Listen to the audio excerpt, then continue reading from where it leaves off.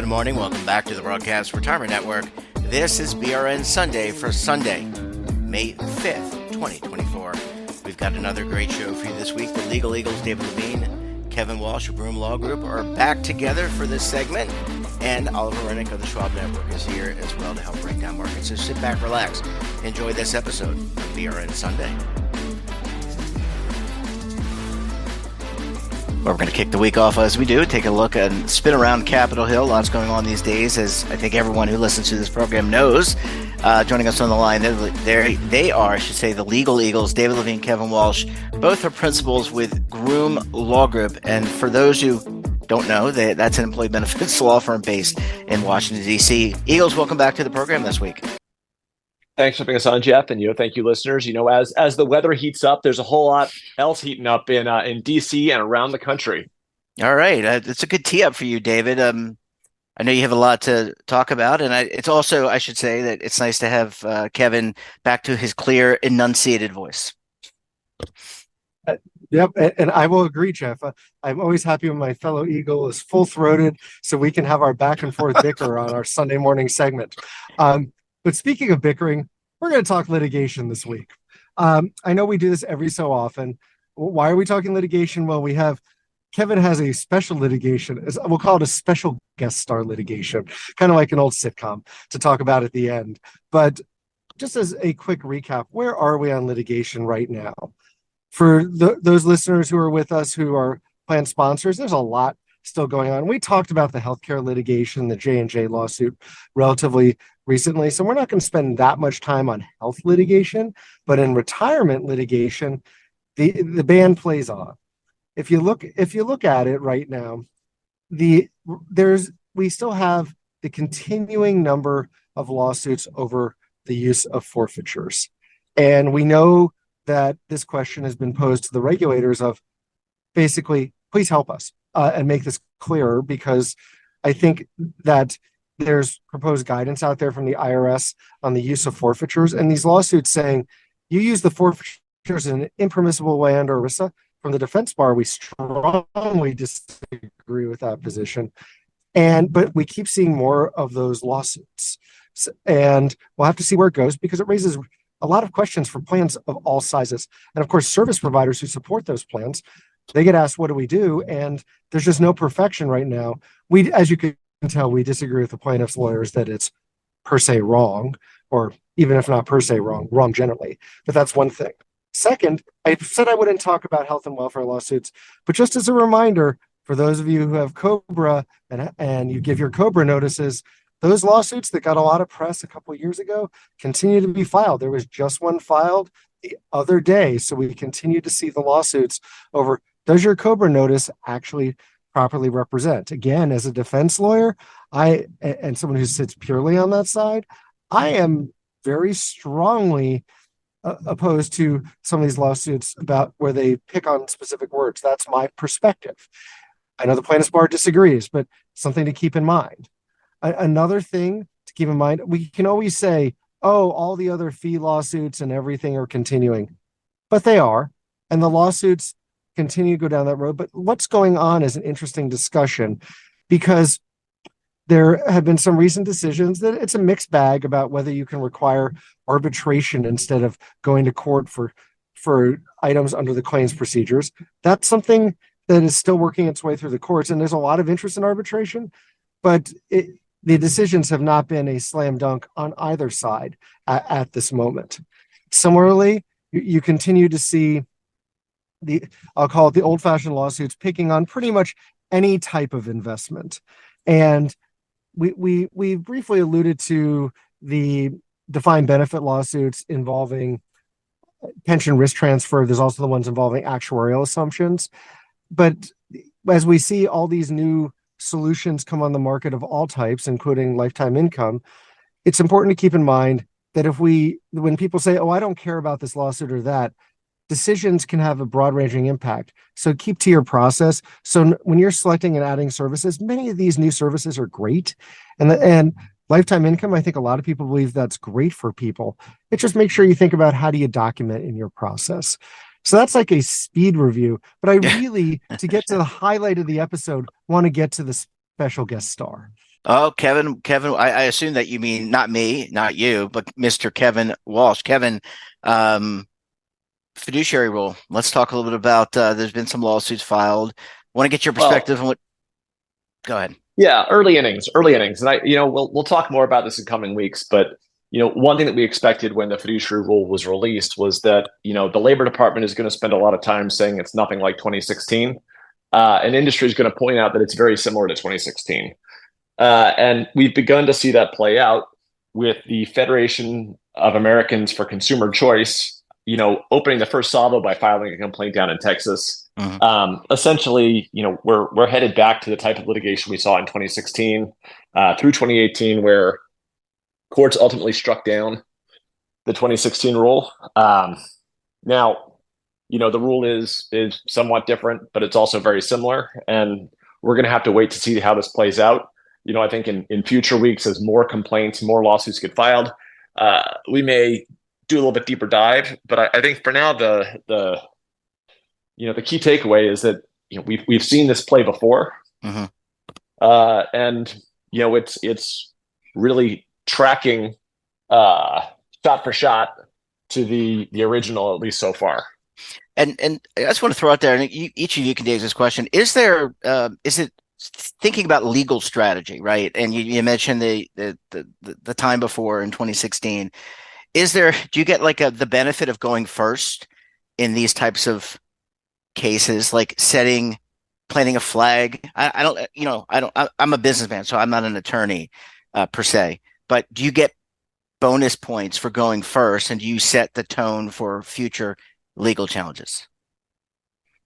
I'll jump in here, David. There's the advantage of going first really is that um, others have to make decisions on your timeline Mm-hmm. in terms of the litigation. Now, if decisions come out in these cases, whatever the first case decided will be supplied to future judges as a supplemental decision, as something to try to persuade them. So the first case to get decided has a significant impact because that opinion will be essentially handed to every other judge who looks at uh, cases related to this rule. Mm-hmm. But ultimately, the first to file here, um, in all likelihood, subsequent cases will be brought in different courts.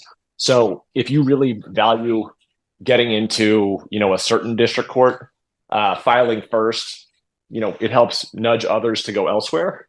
But really, the first to file really is kind of the opening gun of a race, and the others will probably want to file quickly after to avoid letting any one case get too far ahead of the others in terms of briefing schedule and potentially being decided. Yeah. Well, as you said, we'll have to see. It's early innings. We'll have to see how this plays out. Kevin, I have to give you a chance. We haven't talked missing participants with you gentlemen in a while. So yeah, I just wanted to give you a chance. There's actually some things going on. There's a request for information. So tell us about that. I know I only bring it up not to make fun of you, but because you're very passionate about finding all those missing participants and getting their money. Well, in Getting Secure them their money, not 2.0, getting their money. You know what I meant. yeah, I know what you meant. And yeah, Kevin, get the Kevin participants their would love, money. Kevin would Um, love their money, but I don't think that works, Jeff. So Yeah, I think he's going to do the right that's thing. not a fiduciary response. But anyway, Kevin, go ahead. We're making fun yeah, of you. so the big thing here is that Secure 2.0, which is legislation that passed back in 2022, it contained a provision telling the Labor Department, DOL, you've been investigating missing participants. Why don't you create a missing participant lost and found? There was a little bit of a kerfuffle shortly after it passed where, I think DOL initially was hoping to get some information from the IRS. Turns out it's tougher for IRS and labor to work together on sharing information. Mm-hmm. And now where we are is the Labor Department put out a request for information on the types of information that it would want plan sponsors to voluntarily provide. It goes beyond what the statute described. That being said, some of the additional information may make it easier to find folks. There's going to be a fair amount of comments coming into the Labor Department on this. Folks are concerned both about the amount of information they want voluntarily, and also just the concerns about whether this system will ultimately stay voluntary. So, there's more to come. It's only an RFI, but it signals that DOL is making some progress on being, a helper, a player, being an entity that really is providing resources to help solve the missing participant problem, where folks don't always get connected with their benefits. Very, very important to kind of we're working on that leakage that happens and other aspects. Gentlemen, we're going to have to leave it there. Great to have you. We could end on a positive note, because if helping married people with their benefits that they may have lost, going to be very important. Enjoy the rest of your weekend, gentlemen, and we'll talk to you again next week. Thanks, Jeff. Thank you, Jeff. Thank you, Thank you, listeners. Bye, guys. Have a great weekend. Good talking with you. Talk to you. Bye. Have a great weekend. Bye.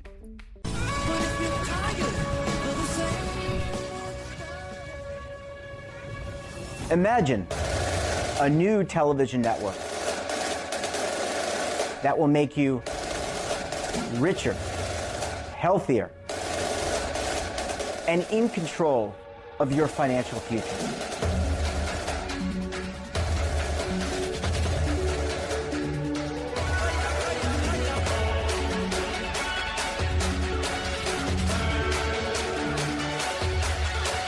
This network is for the policewoman in Nashville, Tennessee, the baker in Dubuque, Iowa, the teacher in Lexington, Kentucky. We want to make the idea of savings and retirement culturally relevant. But what do you see as a defining issue of the midterms? Especially for the smaller businesses. I mean, they are the lifeblood of the American economy.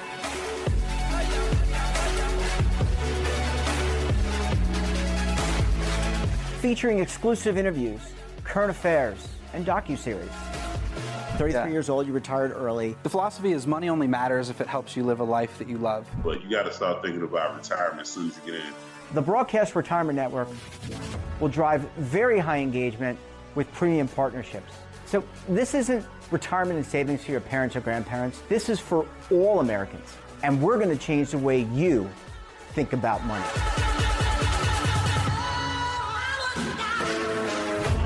Welcome to the next frontier of retirement and savings. This is BRN, the Broadcast Retirement Network.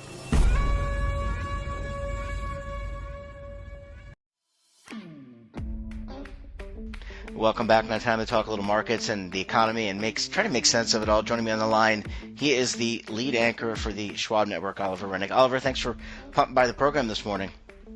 Yes, sir. Thank you, Jeff. Yep, always great to talk to you. All right, let's work our way backwards. Jobs report this morning, or we're recording on a Friday, so full disclosure. Jobs report this morning, less jobs created than expected, and unemployment rate ticked up. So give us your thoughts about that. What does it all mean for the economy?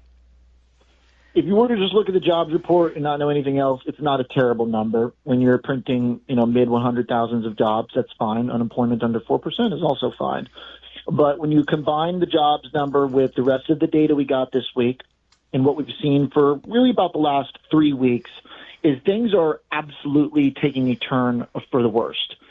It started with hot inflation prints throughout the entire quarter, which we've talked about. We've seen Powell and team have to respond to that by saying, look, we did not have a good quarter for inflation. So we know that.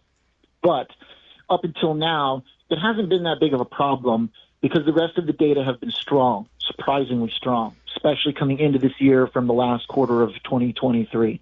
A really surprising good strength in the economy. And that is breaking right now with the biggest drop in the economic surprise rate in about 15 months just this week. We had the worst week for economic data in 15 months.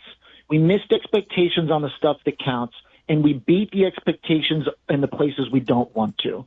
Prices paid for both ISM manufacturing and services soared while the numbers on activity contracted. This is the worst combination that you can have.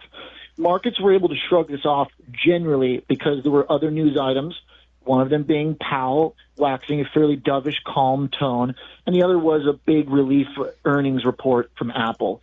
But there is no mistaking that the data that we've seen now for about 10 days are bad, and this week in particular, about as bad as they could be. Now, does that mean that it's all falling apart? No, of course. 2 weeks is not necessarily a trend. However, the combination of hot inflation and contraction in the ISMs is a dynamic we have not seen for that data point in this entire cycle, with maybe the exception of 2022, when the Fed was chasing the tail, inflation was very hot. We did get some of those moments that looked like stagflation, but then we had so much growth behind us that it all kind of worked itself out. The catch right now is that we've had sticky inflation that's problematic, but solid growth to go with it. Now it looks like the indications are that that growth spurt is unwinding, possibly quickly, but the prices are not. And to interpret this as anything other than problematic is basically delusional. To see the market try and take this bad data is good is really absurd, because they are very myopic, a lot of market participants, on whether or not the Fed is going to cut. And this is such a backwards thinking, because it doesn't really matter whether or not they cut or they hike. It's the reasons for what they do. Hiking is good if growth is powerful. Cutting is bad if growth is not and inflation is high. And what we're seeing in the last 5 days of data for this week, hot inflation, slowing growth, as bad as a combination as you can have. Okay, Oliver, I was going to ask you about Jerome Powell, but I think we can skip that because you already talked about the perception that the board may have. Let's talk about the market reaction, because I don't know how prescient the market is in terms of taking this information in, but the market, the totality, they were expecting rate cuts at some point. So, but today, Friday morning, markets are up or have been up. I mean, it's been a little mixed, but how do you look at what happened this week in terms of a reaction to the Fed and also this morning's jobs number? Well, in some ways, it's almost a fair kind of weekly move, because for the S&P, we're kind of like back to where we started the week. So in some ways, it has been a draw. But the strength in the second half, to me, is particularly a little eye-popping. There have been few occasions over the last maybe 3 to 5 years where I can recall being as kind of surprised as I have been this week in how the market responded to things. The market basically completely ignored our ISM prints because we did have some good relief in Apple. And so mathematically, just the market cap of that company put a huge bid into the market on Friday. But my sense is that there is still a really, really twisted logic by bulls applying the lower rates that we got in the second half of the week and the bond rally as somehow being a good thing. It is absolutely not a good thing if people are buying treasuries because we're in a stagflationary environment. And that's exactly what the data looked like. We're not stagflation like from a noun current action perspective, because the economy's still holding in and jobs are good, but the data we got this week are basically the adjective version of stagflation. They're stagflationary. If they continue, are going to be a very big problem. Well, I guess we're going to, we never know where this road is going to take us. Certainly it's been an interesting week, and I guess, Oliver, to find out, they're going to have to tune in to the Schwab Network next week to catch you Monday morning. Thanks, man. Oliver, always great to talk to you. Thanks so much for popping by, and we look forward to having you back on the program again very soon. Appreciate it, Jeff. Thank you. Have a great weekend, Oliver. You too, man. Have a good weekend. Bye-bye. See you, bud. And that wraps up this episode of BRN Sunday. Have a topic of interest, someone you think we should talk to? Then drop us a line. And don't forget, for all the latest curated news and lifestyle, wellness, finance, tech, so much more, and all in one place, check out today's edition of our daily newsletter, The Morning Pulse. Want to search our archives, check out our latest content? Then visit our website. We're back again tomorrow with another edition of BRN AM. We'll have a very special guest on another important topic. Until then, I'm Jeff Snyder. Stay safe, keep on saving, and don't forget, roll with the changes.